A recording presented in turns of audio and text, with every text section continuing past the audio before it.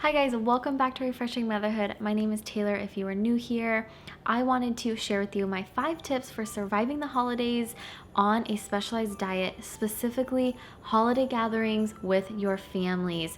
So if you do not follow my vlogging channel, then you're probably not aware that I am on a very specific diet.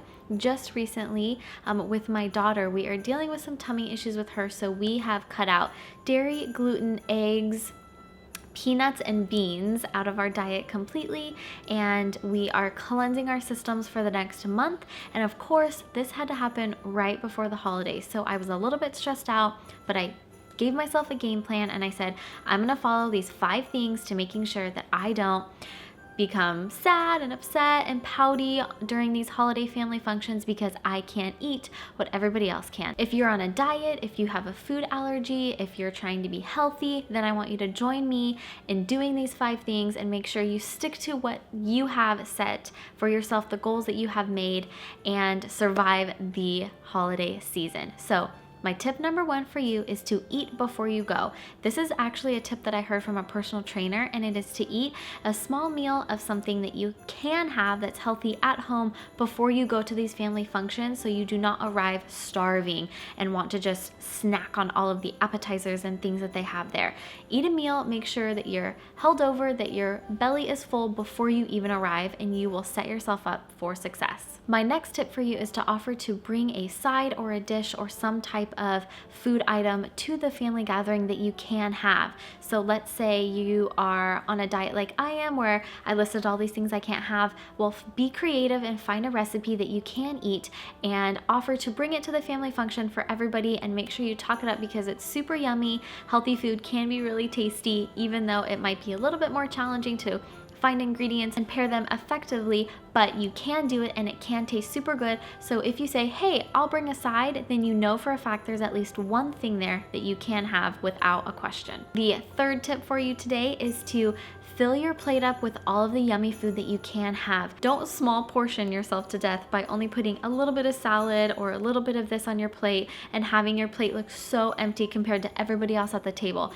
Fill your plate up with all of the yummy, healthy food that you can have so that you feel like you're getting just as much food as everybody else at the table. And before you even eat, drink a full glass of water, and that will help your body feel more full, so when you actually do go to eat that food, that plate of healthy food, your body will be totally satisfied at the end of the meal. My 4th tip is to communicate with your family. Your family might not know that you have this diet in mind or these food allergy restrictions, and just say, hey, just so you know, I am going to be coming, but I probably won't be able to eat everything. Don't be offended. I know that some people in my family would think that I didn't like the food, or might get their feelings hurt that I wasn't eating. So just communicate, be open and honest. I feel like hiding these things is harder, and once you share and you communicate, you can then get support from everybody at the table as well, and they won't be asking you questions or offering you, try this piece of pie, try this dessert.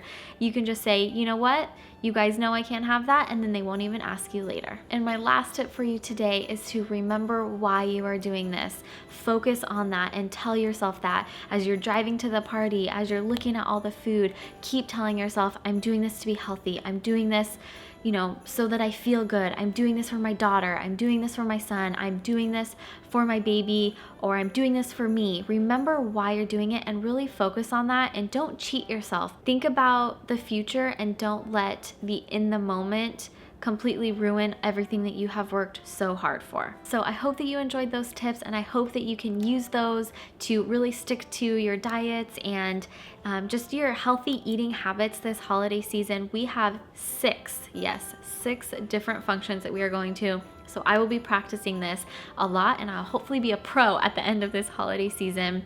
So I know for one thing is that it might be a bummer while you're there. It might be a bummer in the moment. And just looking at all that food, you can say, oh my gosh, it looks so good. But one thing is for sure, that you will go home and you will be feeling good and you will be feeling great. And that gluttonous regret will not follow you the next day. And that yucky bloating and all of that like sluggishness that comes along with unhealthy eating, that is not going to follow you home, and that is something to celebrate. So Merry Christmas. I hope you have a great holiday season. Let me know if you are on a specialized diet, and we will stick together and give each other encouragement, because we can do this. Thank you so much for watching. If you enjoyed this video and want to see more stuff like this, give it a thumbs up. And be sure to subscribe to my channel and hit that bell notification so you never miss another one of my uploads. And I will see you next time. Bye, guys. This is more just for fun, just to see if I can do it, and hopefully to encourage you guys to wake up in the morning, get ready, even if it's just for 5 minutes. I feel so much better about myself when I do that. So this is I don't have time to get ready, but I'm gonna do a quick 5-minute look just so I feel a little bit more put together and I can go out and run errands without feeling like, oh my gosh, my dark circles are so bad as I'm so tired.